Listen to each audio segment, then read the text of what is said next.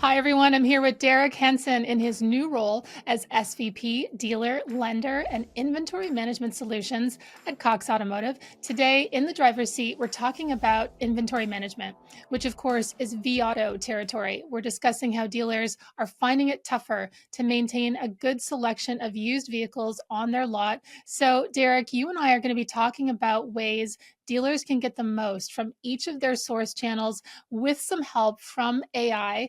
Derek, you're leading Viato, Xtime, and DealerTrack. You're really focused on helping dealers, helping them achieve more profitable, efficient, and seamless outcomes in new and used vehicles. I'm excited to talk to you today. Thanks for joining us from Atlanta, and welcome to In the Driver's Seat. Good afternoon, Emma. It's great to be with you. Thank you.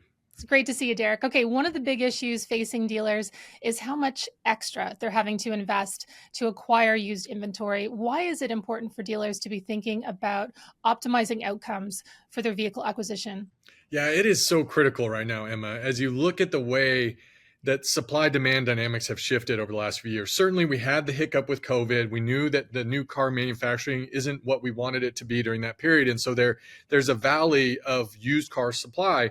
But in the same time of this valley of used car supply, we've also seen the rising strength of some of these larger e-commerce players that are being able to put a value on any car and gaining traction with consumers. That creates challenges for our dealer clients as they think about acquiring the necessary used car inventory they need to continue to grow their retail operations. And we see dealers continuing to expand their reach into different channels, and we're trying to empower them to be better positioned in each of those channels to source that inventory to continue to fuel the used car retailing operations. And what that means is getting better at different sources within the dealership. Those sources are not the same. There's variance in how those sources perform. And so it's critical that dealers invest the time, get comfortable with the tools, and really improve their acquisition game. Let's talk about those sources because it can feel, I'm sure, for dealers right now, pretty overwhelming if they don't get ahead of it. So when it comes to sourcing inventory right now, dealers are leaving no stone unturned. Tell us about the variances by channel that you're seeing. Yeah, the variance, there's several variances. First and foremost, it's in the performance, right? As you think about the net retail performance of the dealership, as you think about the gross margin, again, we're seeing that compression post-COVID. We're seeing the sensitivity that dealers have as they continue to try and drive profit. How you perform in acquiring vehicles by channel can have a major impact on your profitability overall. So the first step is really driving visibility. It's visibility by channel. Can I accurately tag the vehicles that I've acquired or appraised and where I've appraised them so that as my months progress, I can see how I'm performing with one channel relative to another? And you say, okay, Derek, what channels are you talking about? Well, certainly there's the auction channel. That's a tried and true channel of sourcing for dealers. But as you look outward beyond that, there's private party, right? If I go on Facebook or Craigslist, there's my service drive. Those are captive customers that I have at my dealership. Am I able to accurately tee up the conversation in how I would be interested in purchasing their car? And what's my success rate if I am purchasing those vehicles? So you go from there, you go to trade-in, right? Again, a staple of the dealership, one that's more competitive now than ever, but critical in how are we serving up the offer to the dealer? How are they receiving it? And what percentage are we actually acquiring, and how do those cars perform? I mean, I think dealers have always had a plan, so to speak, but it's become so complex. Like when you go down that list, it's just mind boggling, with such a varied range of wholesale supply. Where does a dealer begin to optimize their inventory acquisition by source channel? Yeah, it's a great question. I mean, it really begins at visibility, right? I mean, it starts with visibility, right? I'm tagging so that I understand how one channel is performing relative to another. And then as I track the performance of each of those, it's following through measuring, right? Okay, what's my acquisition rate? How do those cars perform as time to line in getting recon, getting ready to retail? And then how do I perform from a gross margin percentage as I retail those? And then as I track that data, test, learn, and get better, right? So I can allocate the resources in the dealership to drive the optimal acquisition strategy, optimal used car retail performance. And that can mean a lot of things as you think about allocating that capital, right? So in the service drive, refining the best practices of how to engage with the consumer. Not every consumer comes to service wanting to sell their car. Getting into a soft touch where it's a net positive in my consumer engagement, right? I'm building on that relationship I have with them, building trust, able to acquire those vehicles. When I look at trades, hey, knowing that these cars are more competitive, that consumers often now come in with 2 or 3 cash offers in their back pocket, having a more polished presence in how I serve my offer to them and how I show them why I'm willing to give what I'm willing to pay for that vehicle as I offer that. So there's a lot of nuance in the best practice by each channel, but it really starts with tracking the data, getting visible, and learning from the data, from the performance to continue to improve. Those are such good points. Like even like you said, like polished presence and getting good at those things. Cause like you said, not every person that comes into service is going to want to sell their car, but you have to, I guess, train as well as plan and be aware. You know, you and I recently did a webinar together on inventory management and AI. It really outlined the specifics of what AI brings to the process. And I think that's what people are looking for right now. How is AI helping dealers get the most out of their source channels? Yeah, AI certainly is the buzzword, right? I mean, you hear it everywhere you turn, whether it's automotive or just, any channel on the news. What I will say is there's a few key aspects of where AI is really starting to get traction, particularly within acquisition, within appraisal. And I'll outline 3 of them. First, it's in that predictive data science. We talked about it a lot in our webinar.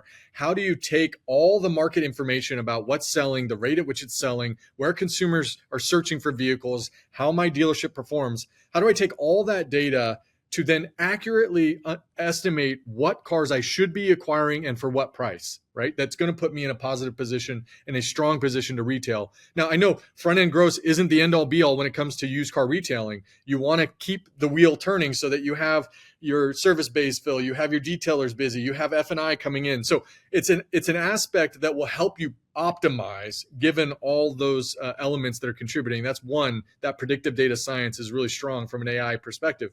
But then as you get into actual acquisition and appraising, there's a lot of progress from AI. One that we've seen that we have had dealers really grow in their ability to accurately appraise using AI with this 30-second imaging from AI in condition enhanced, or using AI to get an enhanced view of the condition of the vehicle, right? No longer is it okay just to put an estimate for reconditioning on that car. Using AI, within 30 seconds, you can do a full inspection, understand the accurate condition of that car, and know what the real cost is that you're going to have to put into that car to retail it appropriately, and therefore come out much better from a margin perspective. The third one I'll say is a great opportunity for AI. It's looking at common problems on a vehicle, right? So maybe you're a Ford dealership, you have a 2019 Hyundai come to the lot. Understanding what are common problems with a 6-year-old Hyundai that has 100,000 miles, you may not be familiar with that make as a Ford dealership.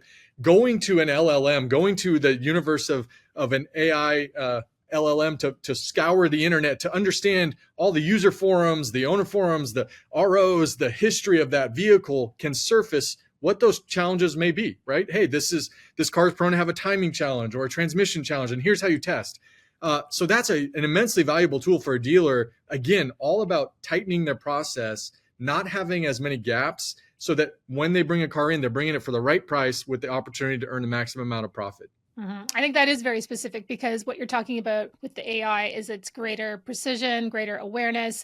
And to be able to do that without AI, I mean, I can't even imagine the time that it would take. And you're right, because so many dealers are now sourcing off make, and That's right. and they need to really get up to speed quite fast. How does AI help dealers with managing all these activities across multiple source channels? I mean, you're already giving us a hint at that for sure. Yeah, and it certainly can help, right? It's a growing list of activities as you think about acquiring across these channels. And we talked earlier about how visibility is critical, having the data, making sure you're tracking and visible. Once you have that data, that's a great area to deploy AI, right? It's helping you manage those tasks, and it's helping you track, right? Maybe your look to book isn't as strong in one channel versus another. What are the actions that you can take to improve your performance on a key metric, right? Maybe it's not the look to book, it's actually my margin, one channel versus another. And we've seen this with dealers that we've been working with. As they get into the data, they see that, 40% of my acquisitions came in through the auction, but I'm barely making any margin on those auction acquisitions. Relative to other channels, I may only have 10% of my acquisitions, but I'm driving $1,500 average front end gross on those cars. So what are the things I need to do to shift my acquisition mix in that direction?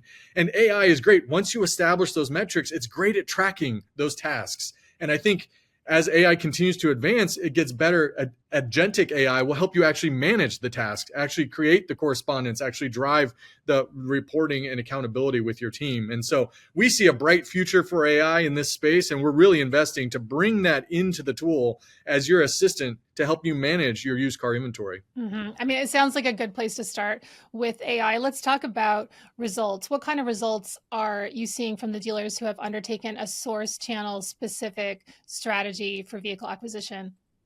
Yeah, we've seen two major results. One, they're able to acquire the car in more diverse channels more effectively, right? So they're not just relying on the auctions. We've seen those that have really invested in this to drive visibility and accountability. They're doing much better at trade-in acquisition. They're doing much better at private party or service drive acquisition, and that's driving the second core area of results, and that's improved profitability, right? As you look to these other sources where you can get higher margin, it brings the bottom line up from your used car operations. And so we've seen both a diversity in the channels they can acquire, having the necessary inventory to grow used car operations, and two, improve profitability as they bring in those incremental vehicles driving used car retailing. So there's a lot of opportunity. There's a lot of growth for dealers to be had as they really focus on understanding how they're performing by channel, and then digging in and doing the hard work to get better within those channels where they're underperforming.